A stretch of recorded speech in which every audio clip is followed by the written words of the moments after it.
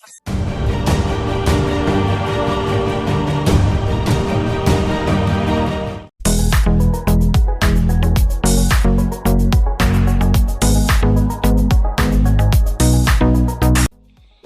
era globalisasi ini, akan semakin banyak tantangan yang dihadapi generasi milenial, baik dalam bidang pekerja, pendidikan, atau dalam kehidupan sehari-hari.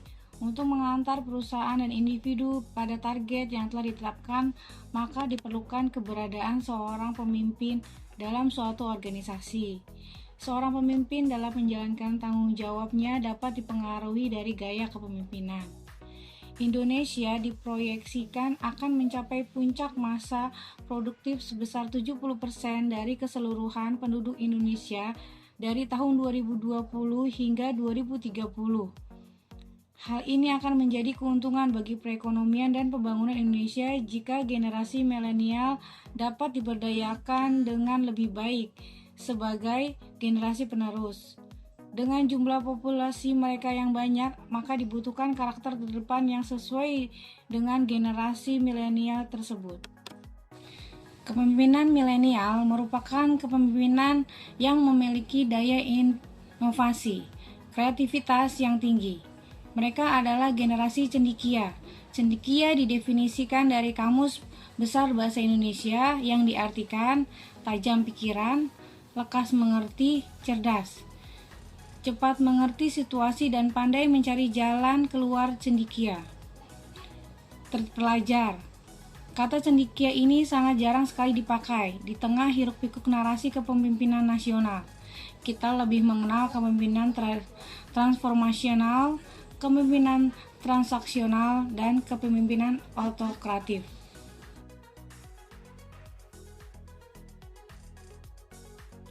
Integriti atau integritas. Integritas mengandung arti integritas, kejujuran, ketulusan, kesinambungan dalam perkataan dan tindakan yang dapat dipercaya. Pemimpin yang baik juga harus memiliki integritas, kejujuran, dan kesetiaan.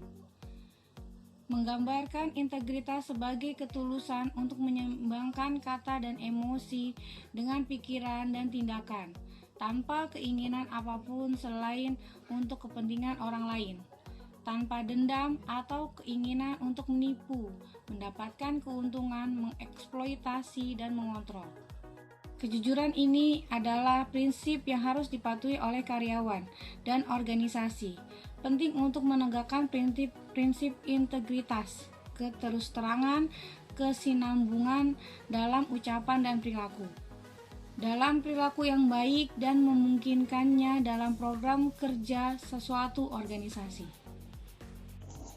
Baik, yang kedua adalah keep on collaborating atau berkolaborasi. Lloyd et al. 2017 berpendapat bahwa sifat pemimpin yang diperlukan adalah mengembangkan hubungan pemimpin anggota yang kuat. Bennett and Bennett 2004 menyatakan aspek penting dari kepemimpinan yang harus ditekankan semua pihak dalam suatu organisasi, antara lain yang pertama adalah values atau berbagi nilai. Nilai-nilai bersama menyediakan sarana untuk berhubungan satu sama lain dan dasar untuk membangun kepercayaan masing-masing pihak. Yang kedua, trust atau kepercayaan. Kata-kata dan perilaku harus konsisten dan objektif terhadap semua rekan kerja. Yang ketiga adalah empowerment atau pemberdayaan. Pemimpin dapat memberikan kebebasan untuk beradaptasi dan mengatur diri sendiri. Adanya kesediaan dari pemimpin untuk memberikan kesempatan bawahan agar dapat berkembang dan bertanggung jawab, serta memberikan dukungan yang sepenuhnya mengenai apa yang mereka perlukan. Mulyono 2013. Yang keempat adalah alignment atau penyelarasan. Pemimpin dapat memastikan bahwa semua pekerja secara langsung atau tidak langsung bekerja untuk mendukung visi dan tujuan bersama. Yang kelima, mengkomunikasikan visi atau communicating vision, tujuannya dan arah masing-masing pihak. Menjadi pimpinan yang efektif, generasi milenial adalah dapat berkomunikasi dengan baik dengan bawahan dalam mencapai visi misi. Yang keenam adalah tasking and evaluation atau penugasan dan evaluasi. Yang ketujuh, membangun budaya. Yang kedelapan adalah integrative competencies atau kompetensi integratif. Kemudian make sense atau menggunakan akal sehat. Dan yang ke-10 adalah collaboration, yaitu pemimpin dapat berkomunikasi dengan erat dan berbagi pemahaman dengan bawahannya. Kemudian kriteria selanjutnya adalah humble atau rendah hati. Dalam lingkungan bisnis dan perusahaan, kerendahan hati pemimpin adalah kunci hubungan baik pada anggota organisasi maupun pihak di luar organisasi. Menurut Owens and Heckman 2012, karakter panutan yang ditunjukkan dari pimpinan yang menunjukkan kesederhanaan dan keramahan, yaitu dapat mengakui kesalahan dan keterbatasan diri. Karakter pemimpin yang rendah hati adalah memperhatikan kekuatan dan kekurangan seseorang dan memiliki pemahaman tentang hal ini sebagai cara untuk mengembangkan kompetensi diri, yaitu pengetahuan, kemampuan, dan sikap. Tactful atau bijaksana. Karakteristik seorang calon pemimpin memiliki aspek kemanusiaan yang patut untuk dijadikan sebagai pemimpin. Mereka harus arif, bijaksana dalam mengatasi permasalahan yang dihadapi lingkungannya ataupun dalam mencapai tujuan yang diharapkan organisasi, menurut Kurniawan tahun 2014. Keberadaan pemimpin yang bijaksana menjadi salah satu hal yang harus diperhatikan, menurut Chris Haryanto tahun 2014. Lebih lanjut, Chris Haryanto pada tahun 2014 menyatakan bahwa seorang pemimpin yang bijaksana adalah pemimpin yang mampu menyelaraskan semua kepentingan yang ada. Inspiring atau menginspirasi. Untuk dapat mengatur sumber daya manusia di dalam organisasi dan perusahaan, dalam rangka mencapai tujuan bersama dibutuhkan seorang pemimpin yang memberikan panutan dan menginspirasi, menurut Nguyen pada tahun 2017. Pemimpin harus bisa memotivasi bawahannya. Pemimpin yang efektif merupakan orang-orang dengan motivasi tinggi dalam memimpin dan mengendalikan organisasi. Agil atau lincah. Saat ini pengembangan kepemimpinan yang lincah sangat penting tidak hanya untuk eksekutif puncak, tetapi juga untuk seluruh manajer di semua tingkat organisasi. Menurut Joseph tahun 2007. Model kepemimpinan yang agil merupakan model kepemimpinan yang memiliki karakteristik cepat dan tanggap, pengambilan keputusan dan pengambilan resiko. Sosok pemimpin yang lincah akan sangat adaptif dalam menghadapi segala tantangan dan masalah yang terjadi.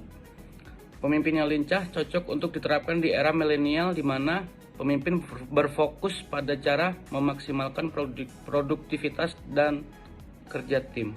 Respect atau rasa hormat. Dalam menunjukkan rasa hormat terhadap sesama, pemimpin harus mau menjadi lebih peka dan memahami semua perbedaan etnis, budaya, dan gender, menurut Suwanto dan Priyasna tahun 2016.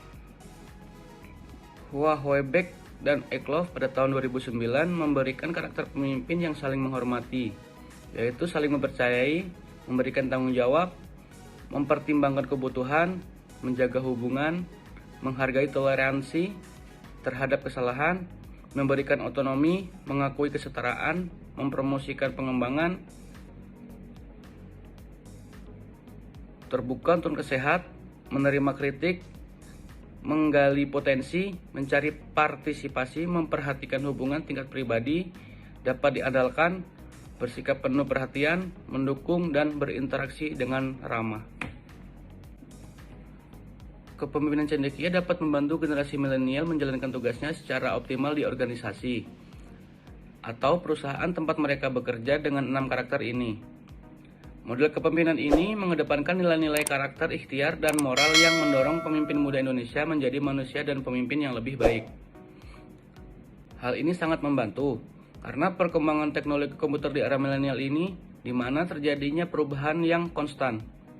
Selain itu, untuk perusahaan atau organisasi dengan budaya yang beragam membutuhkan gaya kepemimpinan ini. Tujuan organisasi atau perusahaan hanya dapat dicapai jika pemimpin menerus-menerus mendorong setiap orang yang bekerja di lingkungannya untuk memperhatikan nilai-nilai perilaku dan mengimplementasikan karakter dari pemimpin cendekia ini.